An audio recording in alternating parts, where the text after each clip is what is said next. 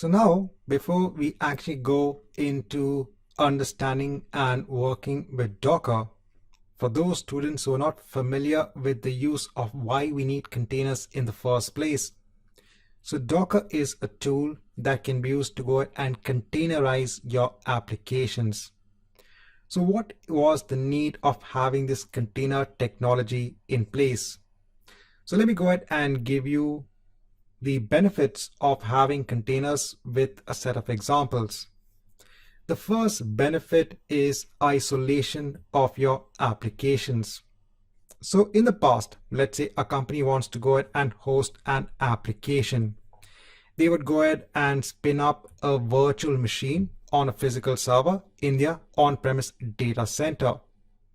Or they could go ahead and install the application on the physical server itself. Now the application might be having its own dependencies on third-party libraries as well. So you would go ahead and install the application, install the dependencies, and probably even install the third-party libraries.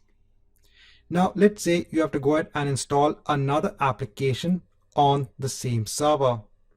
Now that application might have dependencies on the same third-party libraries, or it might have dependency on its own set of third-party libraries. So these libraries help in the accomplishment of the functionality of the application.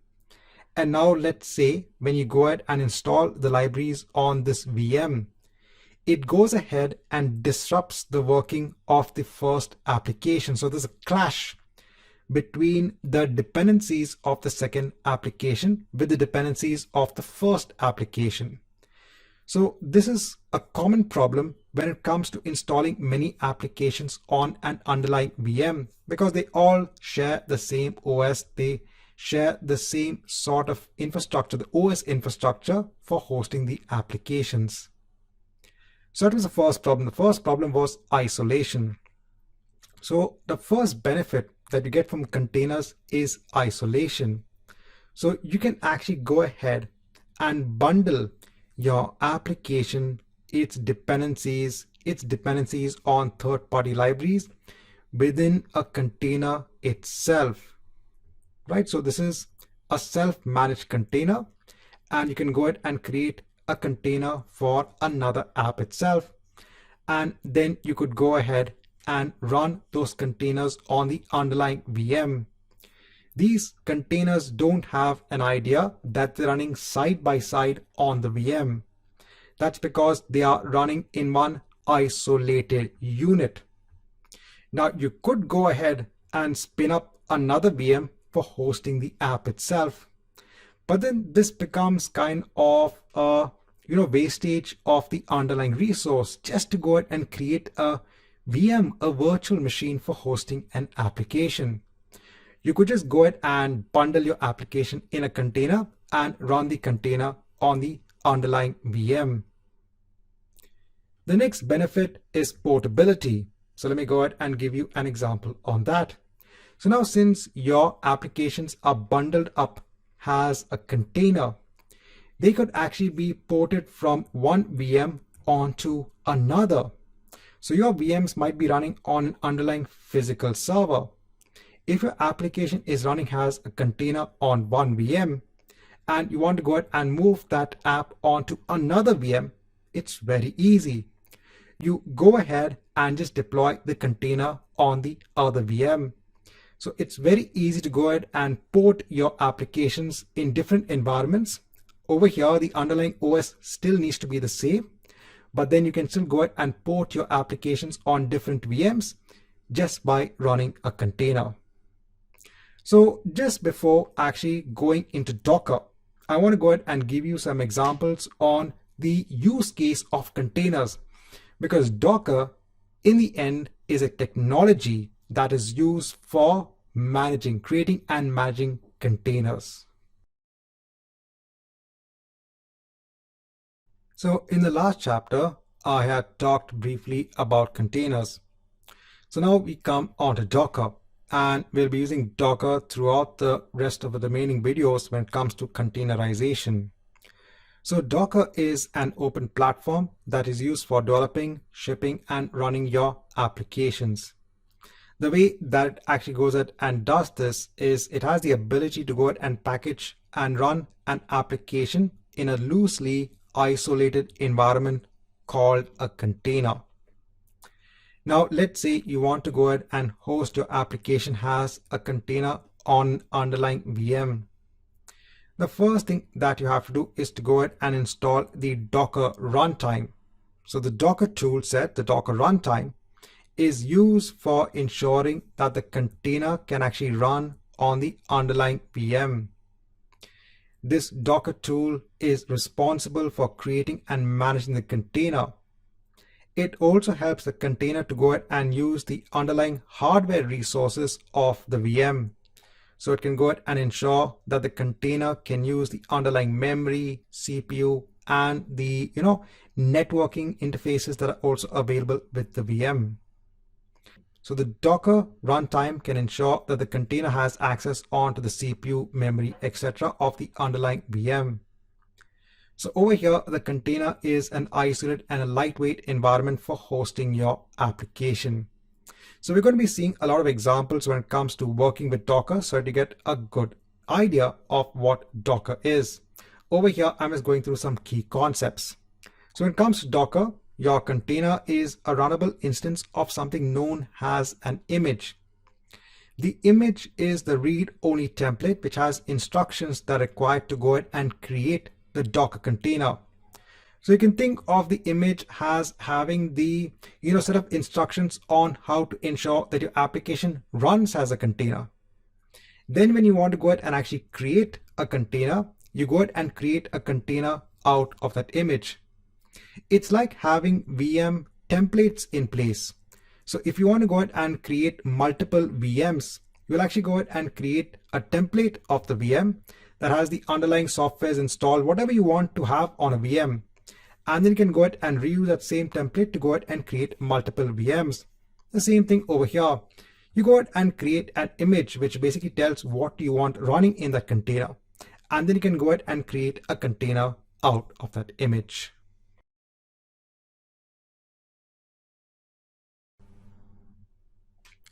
Now, in order to go ahead and see Docker in action, we need to have an underlying host for running Docker.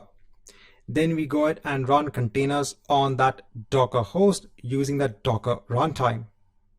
Now, initially, I'll go ahead and show you how to create a Linux VM in Azure, how do you install the Docker runtime, and how you can run a container. Then I'll show you how you can run Docker on a Windows machine. So I'll go ahead and run Docker on my own workstation. So my workstation is based on Windows.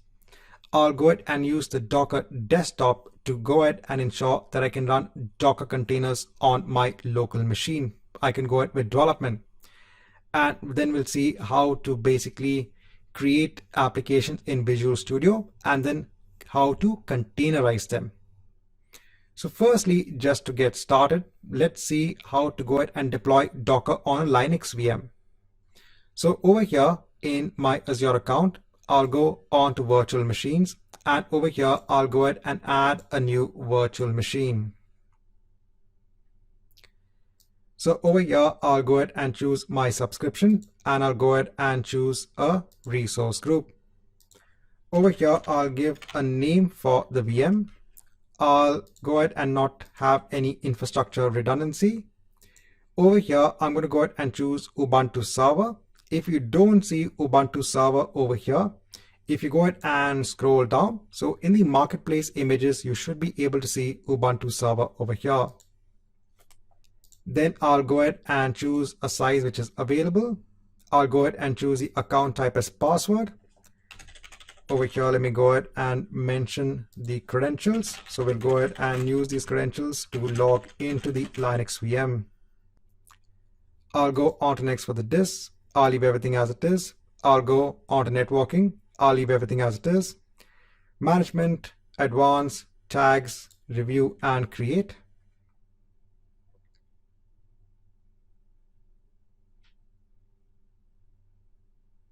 And let's go ahead and hit on create. Now we are going to be going ahead and issuing these commands to go ahead and install Docker on the Linux VM.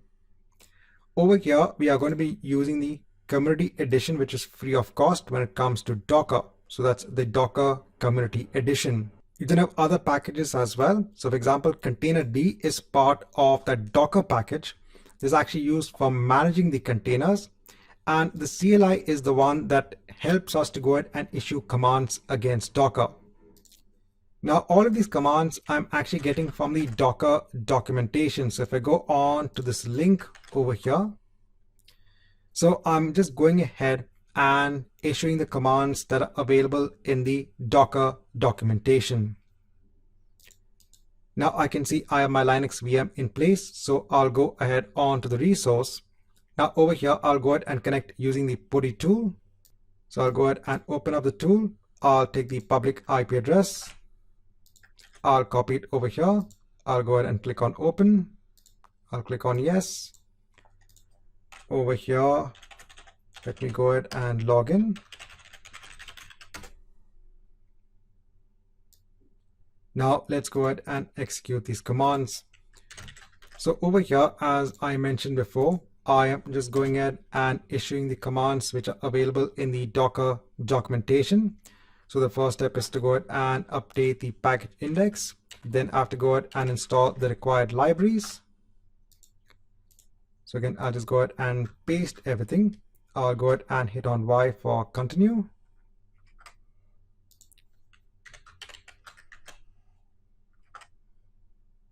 So I'm just executing the commands one by one.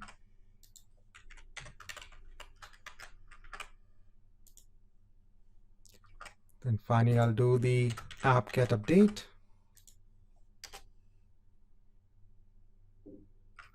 And then finally, I'll go ahead and install all of the Docker tools. Now, once this is complete, so if I go ahead and clear the screen, and if you want to go ahead and now see the version of Docker, you can see it over here. So now we have the Docker runtime that is installed on a Linux VM.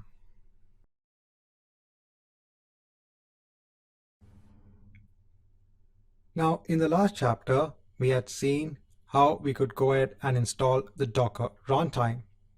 Now we can actually go ahead and start running our containers on our Linux VM based on the Docker runtime. Now, remember I told you whenever you want to go ahead and run a container based on Docker, you have to go ahead and create that container based on an image. Now, there is a site known as Docker Hub. So this is a registry which contains a lot of pre-built images. So for example, if you want to go ahead and run a web server, so let's say you want to go ahead and run NGINX has a container, you can actually go ahead and make use of the image that is available in Docker Hub. So if you want a web server running now on this Linux VM, you have two options, right? You could go ahead and directly install NGINX as a package, a Linux package on this VM, or you could go ahead and run NGINX in a container on this Linux VM. When it's running in the container, remember it's running as an isolated unit on the Linux VM. It will not interfere with the other applications that are running on the VM itself. This is the biggest difference. So the command we are actually going to be executing to run a container is the docker run command. So over here, we are giving what is the name of the image that we need to use. Now over here, when we just give the name of the image, by default, Docker will actually go on to Docker Hub to go ahead and pick up the image. So over here in another tab, I'm going on to hub.docker.com. So this is Docker Hub. Now you could go ahead and easily do a sign up. So you can just go ahead and give an email ID and a password and sign up on the Docker Hub. It's completely free of cost to do the sign up. Now I already have an account in place. So let me go ahead and sign in.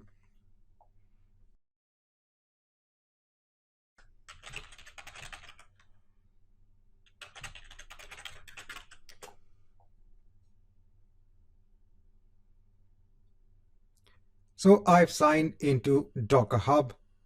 Now over here, if I go ahead and search Docker Hub, so let's say I want to go ahead and deploy a container based on the NGINX image. So there should be an image in place. I can go ahead and search the image over here. And here you can see the official build of NGINX has an image. So there are various companies, there are various people that actually go ahead and contribute to actually creating images on Docker Hub. And you can also go ahead and upload your own container images onto Docker Hub as well. If you want to go ahead and pull the image, so the first step in order to run the container on this Linux VM, right? If you want to go ahead and run the container now on this VM, we have to go ahead and first download the image from Docker Hub on this VM. Then the Docker runtime will actually go ahead and take that image and create a container out of that image. This is done with the docker run command. You could also go ahead and just download the image on the local machine on the Linux VM. For that, there is a command over here. So that's docker pull nginx. This will just go ahead and tell Docker to pull the image onto the Linux VM. So over here, we can go ahead and use various Docker commands to interact with a Docker runtime. Remember that Docker runtime is installed now on our Linux VM. We can go ahead and issue commands and tell Docker what to do. Pull images, run containers, stop containers, etc. So all of this can be now done via that Docker runtime. Going back onto our command, right? So this is the name of the image. We are giving the docker run command. And over here, we are giving now a name for our container. What is the name that we want to give onto our running container? So remember, the container is an instance of that image. So we are giving a name for it. Then we're doing something known as a port mapping over here. So in this representation, so in our Linux VM, right, we've gone ahead and installed Docker, and we are going to go ahead and use the NGINX image, which is available in Docker Hub, to create an NGINX container. Now, since this is an isolated unit, everything is basically within the unit itself. So even when you're talking about the network, Docker creates its own network when it goes ahead and runs the containers. So if you want to go ahead and now expose the port, so over here in the container, NGINX will be running on port 80 by default. But as a user, if you go ahead and let's say go on to the public IP address of the VM, you will not be able to reach port 80 of the underlying container by default, because everything, remember, is isolated. That's the entire purpose of having a container. Run everything in isolation. But obviously at times you want to go ahead and expose a service. You want to go ahead and access the application running in that container from the outside world. So one way is to go ahead and do a port mapping.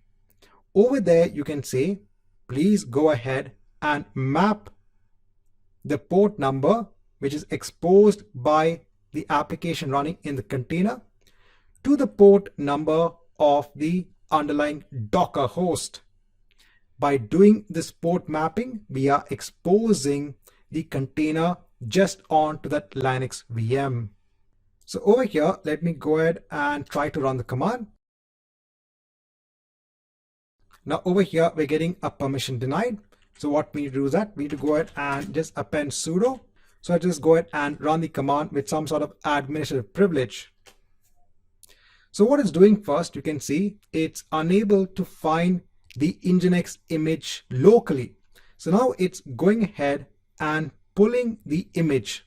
Over here, images are nothing but a bunch of layers. So it's gone ahead and downloaded that image now from Docker Hub. Now over here, with the help of the D flag over here for the command, it's now running in the background as a process within the container.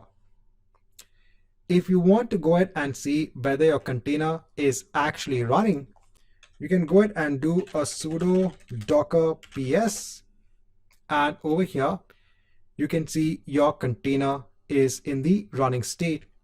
Over here you can see the status, and over here you can see the name of the container.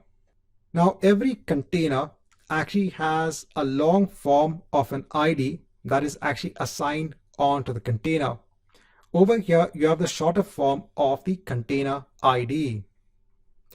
So now our container is running NGINX. It's running on the Linux VM, right? So we have now our VM, we have the Docker runtime, and now we have a container running NGINX.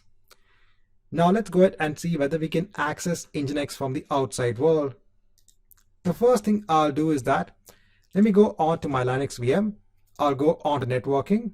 Over here I have to ensure that there is an inbound port rule for port 80. So over here I'll go ahead and choose a service as HTTP. Let me go ahead and just change the name, and let me go ahead and click on add. Let's just wait for a minute or two. Now once we have the rule in place over here, I can go on to the overview.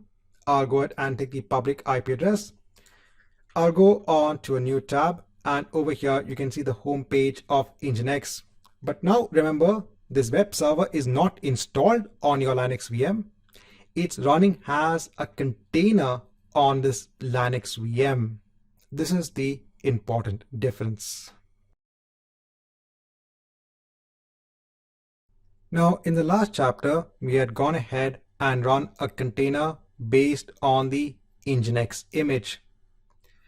Now over here, if you now want to go ahead and look at what are the images on this local Linux VM, you can do a sudo docker image ls, and over here you can see the image ID. You can see what is the repository name, that's NGINX, and something known as a tag. Now let's say you want to go ahead and stop this running container. So you can go ahead and do a sudo docker container stop, and over here you can just go ahead and give the first 3 or 4 characters of the container ID. So 980DA, and it should have gone ahead and stopped the container. So now if you do a sudo docker ps, over here you can see you don't have the container in the running state. Now if you go on to the public IP address of the VM, so it will try to go ahead and access the home page, but it's not there. And that's because you've gone ahead and stopped the container. So you've seen now, if you want to, let's say, uninstall NGINX, you have to go over the entire uninstallation process. But with the help of containers, you can just go ahead and stop the container and your service is no longer running. So you can see the benefit of running everything in isolation. Everything is managed by the Docker runtime. If I just go ahead and quickly clear the screen, let me do a sudo docker ps, and over here I am putting in -a, so I can see all of the containers, whether they are running or not. Now let's say I want to go ahead and start the container again. So I'll do a docker container start, and over here let me go ahead and give the container short form ID again. Now let's see whether our container is running. So a sudo docker ps. Yes, so it is running. If I go ahead and try to access the site again, yeah, we've got it back. We've got NGINX back running. So simple to go ahead and start and stop a container. Now you can also start and stop NGINX if it was locally installed on your Linux VM. But I said there are so many benefits of having everything bundled up as a container. And when it comes to deploying your applications, that's even a further benefit of having everything in a container.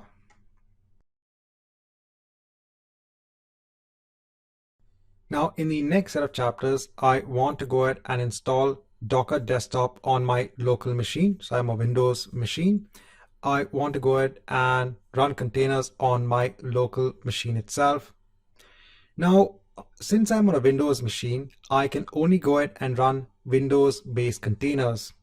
Now, when it comes to the container world, there are many containers that are actually supported on the Linux platform. So initially the support for Docker containers was purely on Linux. Then they started having support for Windows as well. So when it comes to the ecosystem of containers, more often than not, you will actually be developing containers that will run on Linux-based systems. Even when it comes, remember, to your .NET Core applications, you can actually go ahead and run those applications on Linux-based systems. So now we are going to be installing Docker Desktop on our local machine. Now Docker Desktop by default will actually go ahead and install the Windows Subsystem for Linux. So what is this Windows Subsystem for Linux? Well, it allows us to go ahead and have a Linux environment running on our Windows system itself. So I'm actually going to go ahead and first install the Windows Subsystem for Linux, and then I'll go ahead and install Docker Desktop. Now there is a documentation link which is available when it comes to installing the Windows Subsystem for Linux. So I'm doing this on my machine. Now again, these are the general steps of enabling Windows Subsystem for Linux. Once you have the Windows Subsystem for Linux running on your Windows machine, then you can actually go ahead and get access onto a Linux environment running on your Windows system itself. Then developers can go ahead and test out their applications locally itself. So the first thing I'm going to do is to go ahead and install Windows Subsystem for Linux. So what I'll do first is to go on to my control panel for my system. Then I'll go on to programs. Over here, I'll go ahead and click on turn Windows features on or off. Now over here, I need to go ahead and install two features. Now please note that I'm currently on a Windows 10 Pro machine. And over here, I'm going ahead and installing Windows Subsystem for Linux. To get this particular screen, you can go ahead and type in winver when you go ahead onto your run command. Now over here, I need to go ahead and install two features. So first is the virtual machine platform, and then is the Windows Subsystem for Linux. So let me go ahead and hit on OK. Now please note that in this process, it might go ahead and ask for a restart of your system. So it's going ahead and applying the changes. So over here, it's saying Windows needs to reboot the PC in order to go ahead and finish installing the required changes. So I'm going to go ahead and click on restart now, and we'll come back once the machine is in the restarted state.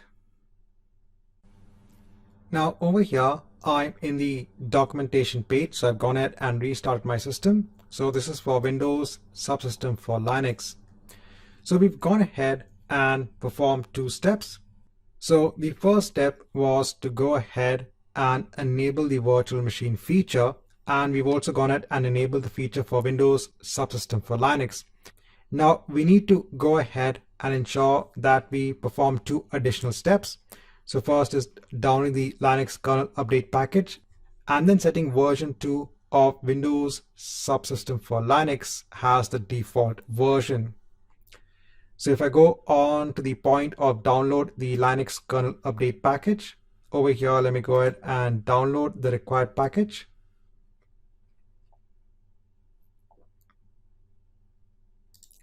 Once the download is complete, I'll go ahead and run the MSI package. So I'll go on to next. Right, so this is done. Now I need to go ahead and open up PowerShell and run this command. Then I'll go ahead and run the command. So I'll go ahead and copy it. Then I'll paste it over here. Right, so that is done. Then I'm going to go on to the Microsoft Store on my local machine. I'll go ahead and hit on search. And let me go ahead and search for Ubuntu. And over here, I can go ahead and choose Ubuntu, the latest version, 20.04.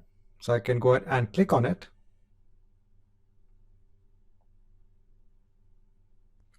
And then I can go ahead and hit on install. So now this will actually go ahead and download the Ubuntu package and run it on our local system. So now we can have a Linux platform running on our Windows machine itself. Let's just wait till this is complete. Now, once the download is complete, then I can go ahead onto my start menu and I can go ahead and launch Ubuntu.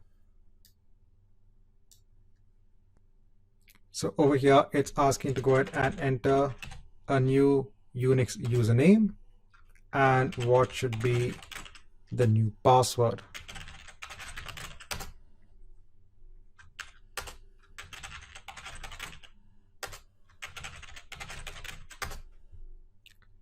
Right, so now we are logged onto our Ubuntu machine. So now we have Linux running on top of Windows.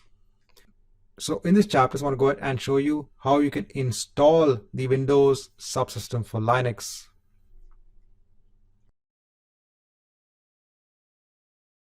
So in the last chapter, we had gone ahead and installed the Windows subsystem for Linux.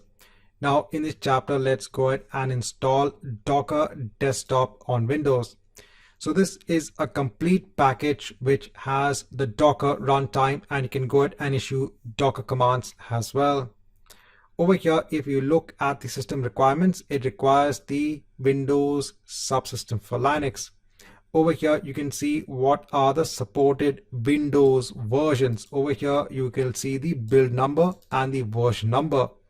So over here, the desktop is supported on these Windows versions. So now let me go ahead and download Docker Desktop for Windows. Over here, I'll go ahead and click on Keep. So let's wait for the download to complete. Now, once the download is complete, I'll go ahead and launch the executable. So over here, it's going ahead and download the required components. Now over here in the configuration, I don't need to go ahead and install Windows components for WSL2 because I already have that in place. Let me go ahead and just hit on OK. So let's wait till this is complete. This might take around 4 to 5 minutes.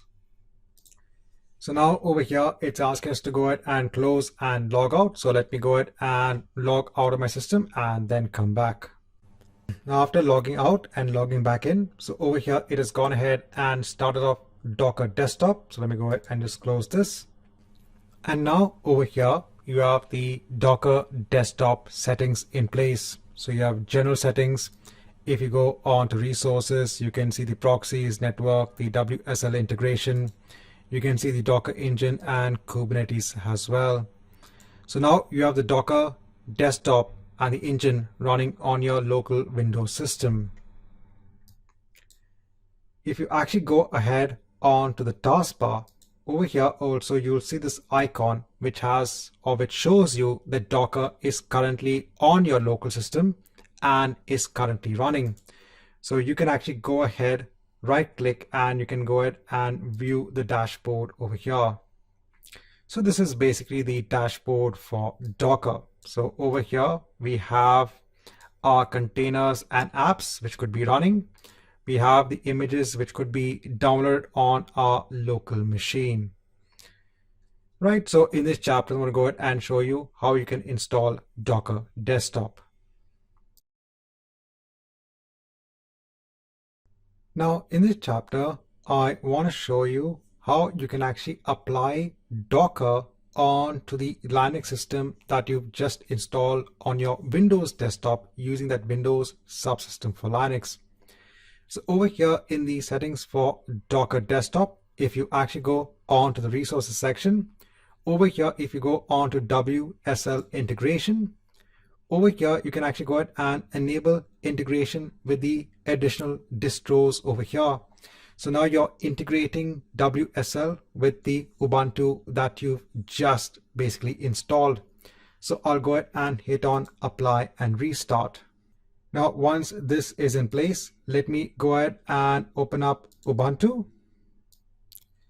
And over here, let me do a Docker version. And now we can see Docker is available on this particular Ubuntu version. And then we can go ahead and run our Docker based commands. So if we go ahead and reference a command we had used earlier to go ahead and run an NGINX container, remember we had gone ahead and run this on our Linux VM. Over here, I can go ahead and run the same command. And now it's going to go ahead and pull the image from Docker Hub. So since the image is not available locally, it's going to go ahead and pull this from Docker Hub. Let's wait till this is complete.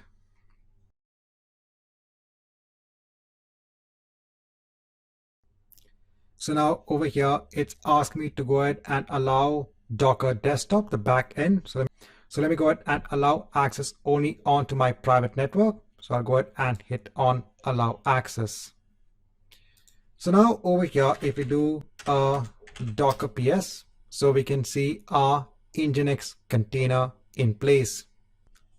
So now if I go ahead and open up Google Chrome on my local machine, and if I go on to localhost, over here I can see the home page of NGINX.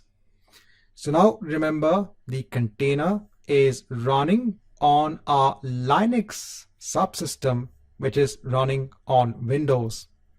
So now we are able to go ahead and use our Docker desktop that is now having full integration not only with our Windows system, but with our Linux subsystem as well.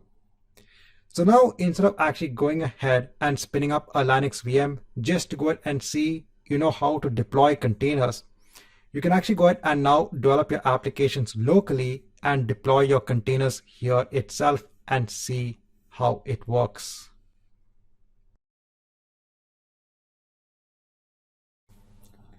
Now, in the last chapter, we had gone ahead and seen how to deploy a container onto our Ubuntu subsystem that is running on our Windows machine. Now, if you go on to the Docker environment, so if you go ahead and right click, if you actually go on to the dashboard,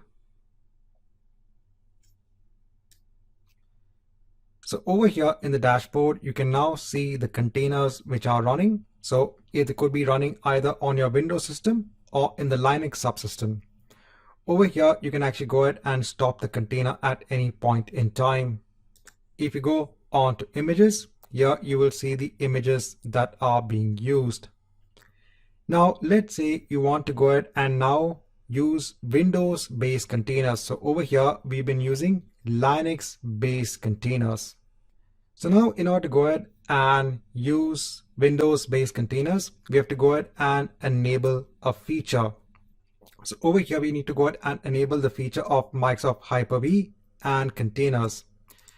So if you want, you can go on to your control panel. Over here, you can actually go on to programs again. We can go ahead and turn Windows feature on and off. And over here, I need to go ahead and choose the feature of containers. And you also need to go ahead and install the Hyper-V component. Now, once you go ahead and turn on both of these features, you might be asked again to go ahead and restart your system. So let me go ahead and hit on OK. So it will go ahead and again do the installation of these Windows features.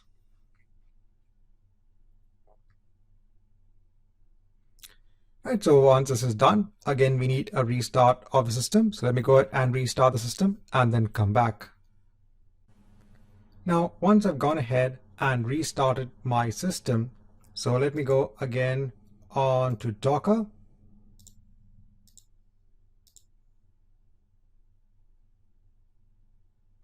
So I'll just go ahead and open up again the Docker desktop.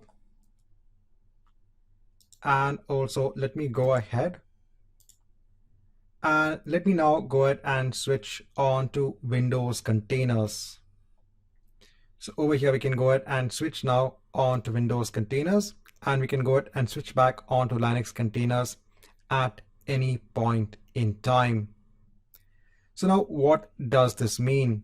This means that now on our Windows system, we can actually now go ahead and deploy Docker-based containers. Remember earlier on, we were going ahead and running Docker-based containers on our Ubuntu Linux subsystem. But now on our Windows system itself, we can go ahead and run Windows containers.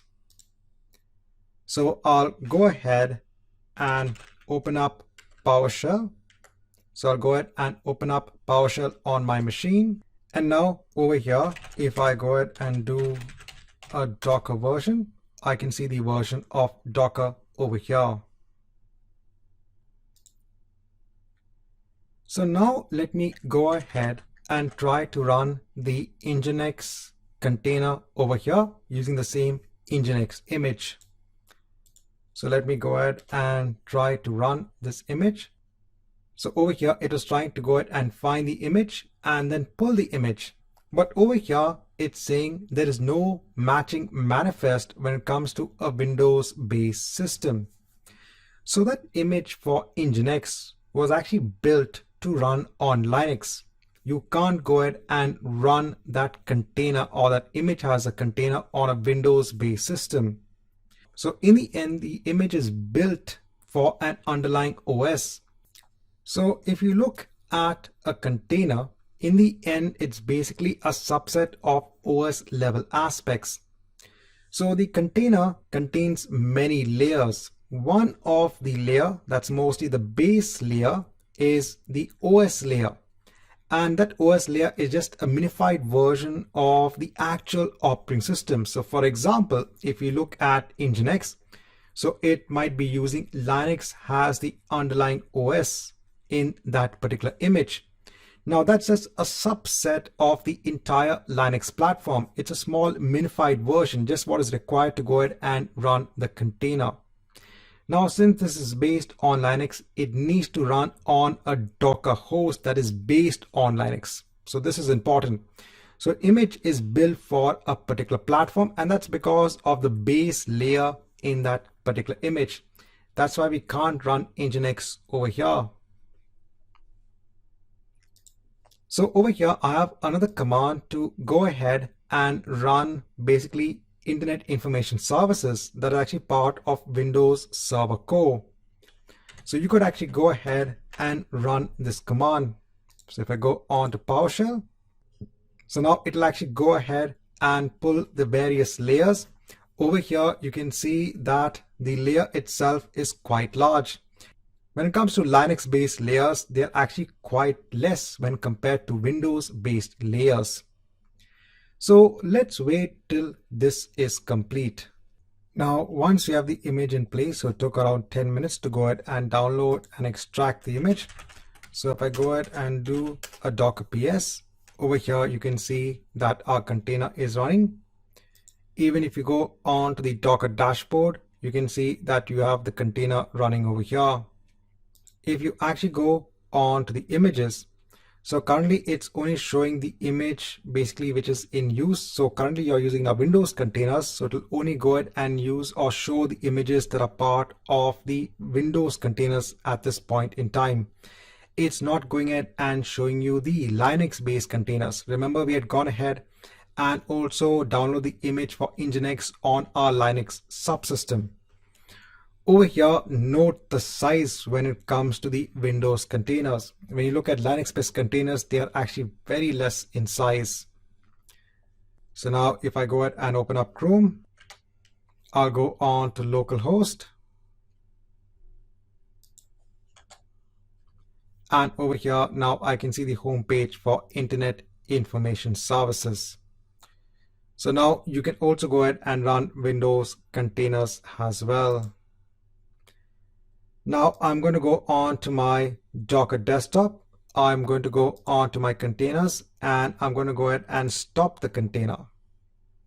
Now it'll just take some time to go ahead and refresh to ensure that it has gone ahead and exited, so it's not running anymore. I am then going to go ahead and switch back onto Linux based containers. So I'll go ahead and hit on switch over here. I'll go ahead and close this. I'll go ahead and start Ubuntu. And if I now go back onto my dashboard, over here now instead of IS, I can see my NGINX container. If I go on to images, now I can see the NGINX image in place. And over here, you can see the size of the NGINX image. Right, so in this chapter, I just want to show you how you can run your Windows-based containers.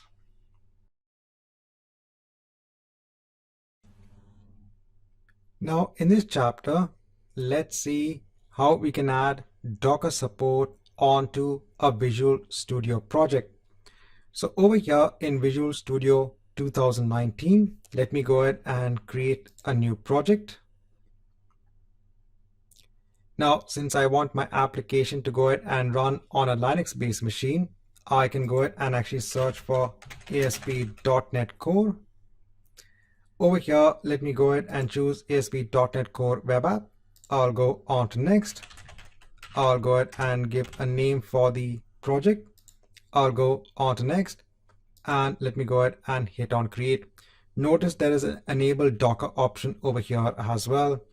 But even if you have a project in place, you can also go ahead and enable Docker support. So over here, if you actually go on to your project, if you go ahead and right click, you can actually go ahead and click on add. And over here, you can go ahead and choose Docker support. Over here, you can go ahead and choose the target OS. So I'll go ahead and choose Linux and hit on OK. So now this is going to go ahead and add something known as a Docker file. So when it comes to Docker, when you want to build your own images in Docker, so remember up till now, we've been using the NGINX image, we've been using the IS image. These are all images that are already available in Docker Hub. But let's say you want to go ahead and create now your own application image. You want an application to be running as a container in Docker. So for that, you are supposed to go ahead and create something known as a Docker file. Over here, Docker should start with a capital D and it needs to be Docker file, no extension. So this Docker file actually has instructions on how to go ahead and actually build your application as an image. This is a specification when it comes to Docker. So Docker says that if you want to build your own image, go ahead and create a Docker file. So in Visual Studio will actually go ahead and create this Docker file for you when you enable Docker support. And you can then go ahead and run your application as a container. Now over here in the output, once everything is done, it has also gone ahead and started a container. So if I go on to the Docker desktop, over here now you can see your Docker app that is running as a container. If I go on to containers, I can see I have my container running. Now, just to ensure that we can see now our application running as a container. So we can see it running in the container in the Docker desktop. But over here, we need to go ahead and run our project in Visual Studio.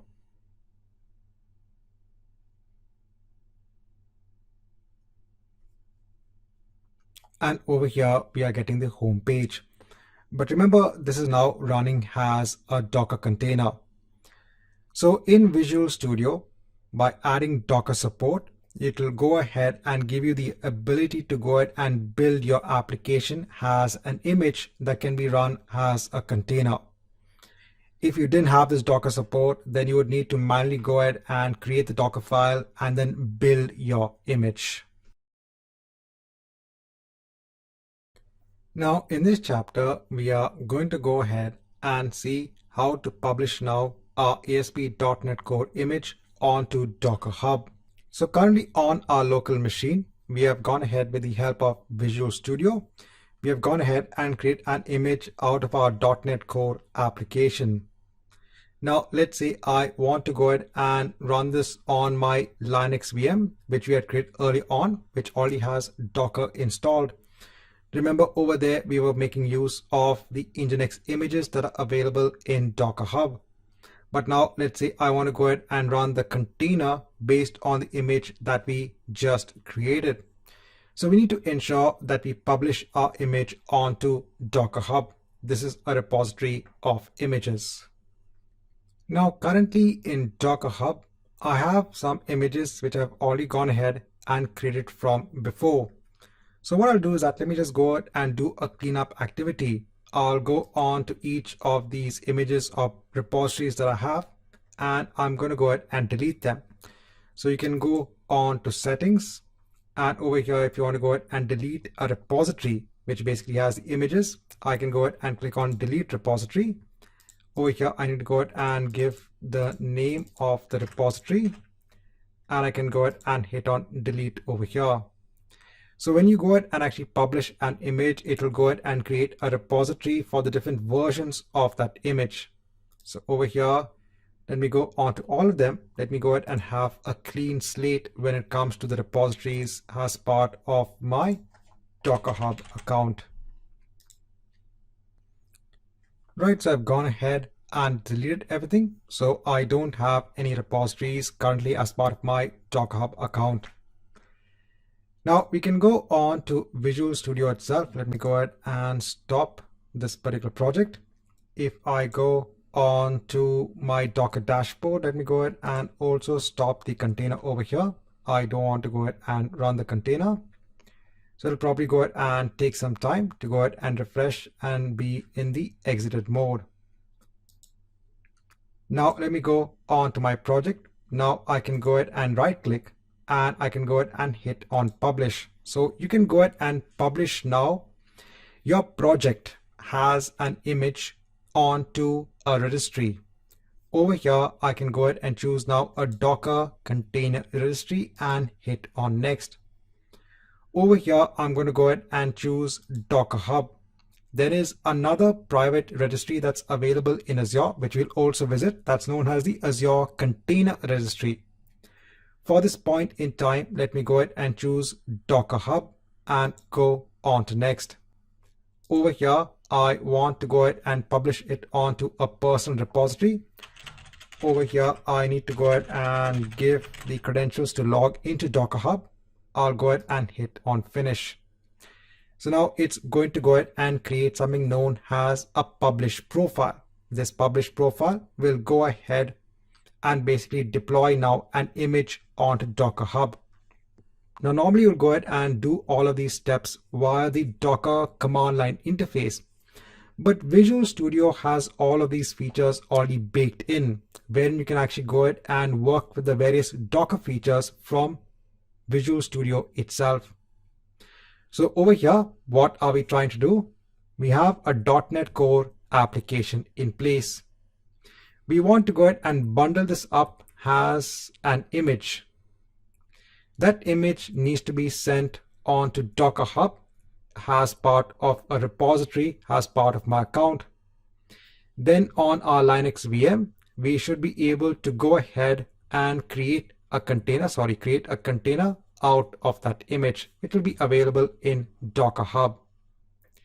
So the first step is to go ahead and publish now our image. So I'll go ahead and hit on publish over here.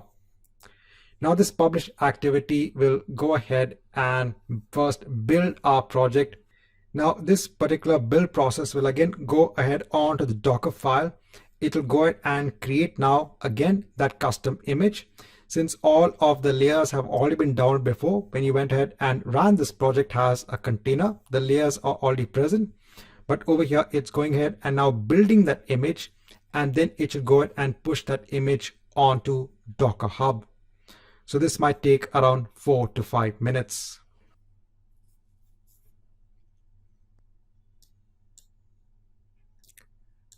So over here has an intermediate step. You can see now it is going ahead and pushing now our image. So it's gone ahead and built the image.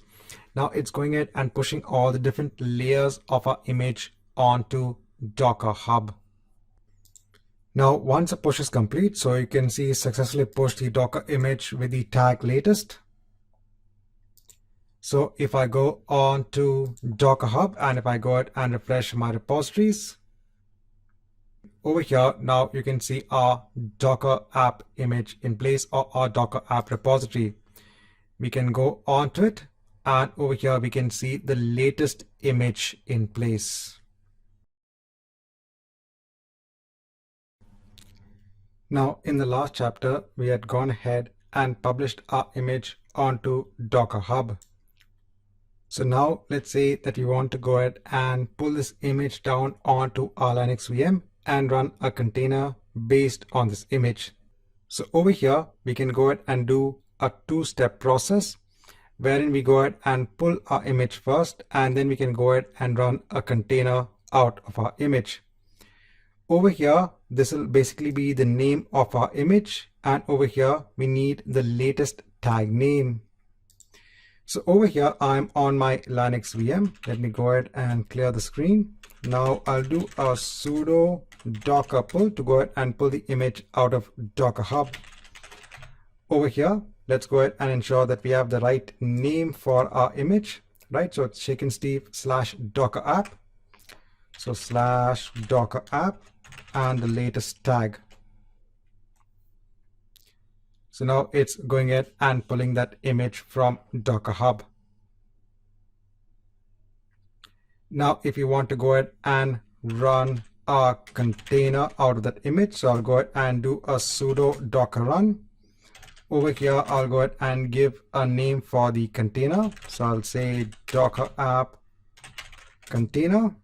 I'll run this in the background. I'll go ahead and do a port mapping.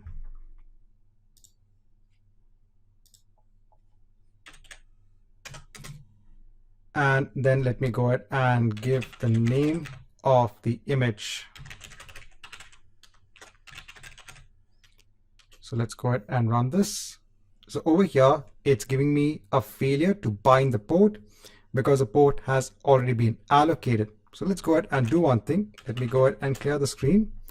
And let me see if I have containers running. So it seems I still have the NGINX container running. So let's go ahead and stop that container. So I'll do a sudo docker container stop. Again, the short form of the container ID. Right, so that's done. Now let me go ahead and try to run the previous command again, wherein we do a sudo docker run. Now over here, it's giving us another message. So it's saying that the container is already in use. So our previous command went ahead, created a container, but it didn't run the container because of the conflict in the ports. So we still have that container in place.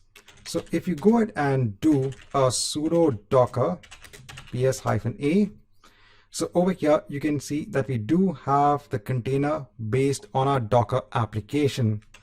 So let's go ahead and start our container. So over here, I'll go ahead and again give the short form of the container ID. So BC8F.